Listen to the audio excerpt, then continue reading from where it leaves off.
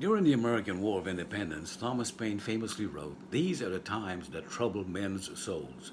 These are the times that trouble men's souls." And they should, because Jesus prophesied in Matthew chapter 24, the days we are living in now, he said, "In these last days we will have wars, rumors of wars, pestilences, earthquakes, and the like." Now, when you think about pestilence, you think about coronaviruses, and all kinds of epidemics and pandemics. But you know, the Bible was written for our instruction no matter when we live. The Bible was written for instructions. The old scrolls back in 500 BC. They were written for instruction back in 60 AD, in 1600, in 1776, 1865 during the Civil War, 1945 during World War II, and now, 2020. The Bible has everything we need. Over the past several years, I have prayed through several books of the Bible, Old and New Testament, and they have enriched my prayer life and enriched faith. And I think that is a wonderful exercise and discipline that we should have as men and women of God, so our souls will not be troubled for such a time as this. Nehemiah is such an amazing book of the Bible that is used in several different places in both Christianity, in churches, and actually in some circles, and even business circles, as a model for leadership. In our circle, for the faith community, we use it as an example for leadership in prayer. And the book of Nehemiah, chapter 1, Nehemiah has come back to a disaster. Jerusalem is in disrepair. There's rubble everywhere. Everyone is just given up. And his job is to rebuild the wall. And when he got back, he could not believe what he saw. And the first thing he did in Nehemiah chapter 1 is this.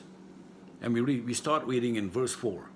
"And it came to pass when I heard these words that I sat down and wept and mourned several days and fasted and prayed before the God of heaven." So notice what he did. He heard, he sat down and wept, he mourned, he fasted and prayed before God, the God of heaven, the one true God of heaven, Yahweh. Now, fasting is an important component when we are really serious about prayer. I'm not talking about the quickie prayers, bless this food and thank you, or now I lay me down to sleep, or the one where you're rushing out the door, like I've done in the past, and you driving to work and you pray for 15 minutes of windshield time.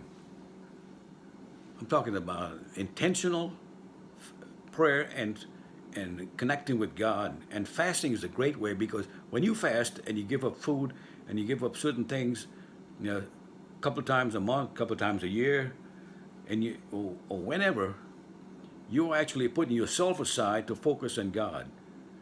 And the best time to fast, I found, is right after supper, the night before, and then get up in the morning and drink only water, and then pray and get in the scriptures all day long. So Nehemiah is doing that, and he prayed before God. And then verse 5, it says, "I beseech thee, O Lord God of heaven, the great and terrible God that keepeth covenant and mercy for them that love him and observe his commandments." So right off, he's humbling himself before God. A Bible verse that a lot of prayer warriors and people across the country like to use is 2 Chronicles 7:14. "If my people who are called by my name," well, you know that verse, "I will heal their land." Nehemiah is actually doing the same thing here that 2 Chronicles 7:14 is saying. He says, "I beseech thee, O Lord God of heaven, the great and terrible God that keepeth covenant and mercy for them that love him and observe his commandments." And he did that after he had wept, he had mourned, and repented on behalf of the people, and fasted, put himself aside so that he could focus before God. So he is seeking the ear of God, and acknowledging the power and the might of, and even the judgment of Almighty God. And then now in verse 6, he's coming to the Lord with his request. He says, "Let thine ear now be attentive and thine eyes open, that thou mayest hear the prayer of thy servant, which I pray before thee now night and day, for the children of Israel thy servants, and confess the sins of the children of Israel which we have sinned against thee. Both I and my father's house have sinned." Verse 7, "We have dealt very corruptly against thee, and have not kept your commandments, nor the statutes, nor the judgments, which thou commandest thy servant Moses." He's going all in. He's already fasted. He's already put himself aside. He's already poured himself out in grief and for his sins and for the sins of the people, because he's a leader and he's sent there to rebuild the temple with Zerubbabel. And now he's asking the Lord his request. He's got the ear of God because he has done the prep work. The prep work is important when we're praying. Preparation. Because we can't just go to God and like an ATM machine and plug in our request and expect to get in a bunch of riches and favor and blessings. It may work once in a while, but that's not how it's done. That's not how God wants us to deal with him. He wants us to humble ourselves before him and then seek his face. And so Nehemiah is acknowledging that we're really messed up. And as a country here, right now, we've messed up. But we have one more chance. Because everyone right now is a homeschooler who's got young children, whether we like it or not. We actually homeschooled for 14 years, and our kids learned the Bible and grew up in church, and they have not departed from it. And now is the time we can teach our children and our grandchildren about the Lord, about his ways. Just an aside here, Audible books, which produces a lot of audiobooks, are now giving away until school reopens after the shutdown period, free audiobooks streaming online. And the website is freestories.audible.com, freestories.audible.com. And you can find all kinds of children's books there. You can find books by C.S. Lewis, good Christian books, some of the classics, and all Audible. You don't have to sit down with a book and read. You just plug it in and listen. And it's a great and wonderful thing. So getting back to this now, here we have Nehemiah praying now in verse number 9. And he's praying before God, asking and actually begging and beseeching him. He says, remember in verse 8, "Remember, I beseech thee, thy word that thou commandest thy servant Moses, saying, If ye transgress, I will scatter you abroad among the nations." Now what he's doing here in verse 8 of Nehemiah chapter 1 is praying the promises of God, or the statements of God, back to him. And the best prayers I've found is praying the scriptures, because that way you can't go wrong. Right now, currently, I'm almost through praying through the book of Romans. I'm in chapter 15, and for 2 months now, and it's been an amazing exercise, because no matter how many times you read the book of Romans or Psalm 23 or one of the favorite scriptures, John 3:16, you get something brand new out of it every time. It's an amazing thing. Pray the scriptures here. So what Nehemiah is saying here comes actually from Deuteronomy chapter 30 verse 4, where God has told Moses that if you transgress, if you sin against me, I will scatter you abroad amongst the nations. And Nehemiah should know, because he had just come back from Babylon during the exile in 1586, I think, in the year. God sent Nebuchadnezzar, the king of Babylon, to destroy Jerusalem, wipe it out clean, destroy the temple, everything that Solomon built, after they had ignored the prophecies of Jeremiah. And then Nebuchadnezzar, the pagan king of Babylon, took every Jew, but just a few who stayed back with Jeremiah, to Babylon as captive. And now Nehemiah, after 70 years, is back. So God kept his promise. And you and I, when we pray, should claim the promises of God by reading his scriptures. God, you said here that you are my shepherd. I shall want nothing. Psalm 23. You lay me down beside quiet waters. You restore my soul. Lord, I need your soul.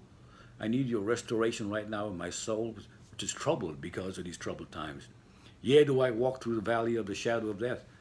And the shadow of death is just that, a shadow. When we leave this life and go to the next one, it is just a transition into his glorious light if we're saved, if Jesus Christ is our Lord and Savior. So praying back the promises of God, no matter what scripture you use, is an amazing thing and the best way to pray. So that's what Nehemiah is doing here in chapter 1, verse 8.